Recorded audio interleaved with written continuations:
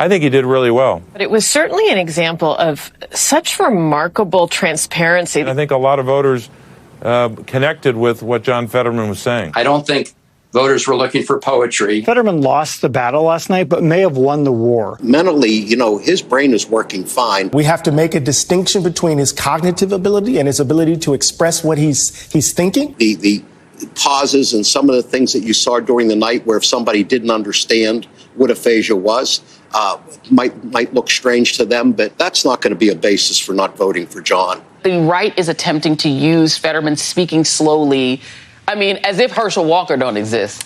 There's some folk out here who want to use this as an excuse to vote for a celebrity carpetbagger. There was such intense scrutiny, often ableist scrutiny, on how he was going to communicate. While he was brilliantly winning World War II, Franklin Roosevelt once fell asleep in the Oval Office in the middle of signing his name to a letter.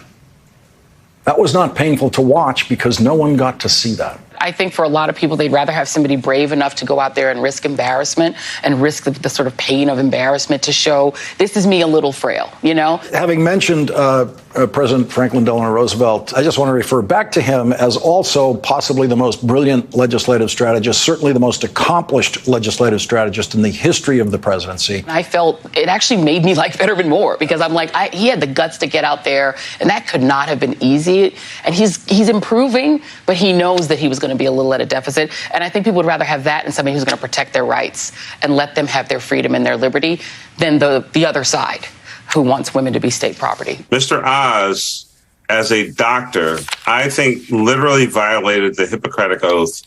He would never have advised any patient of his, I hope, would have never advised any patient of his in the aftermath of a stroke to even be on a debate stage.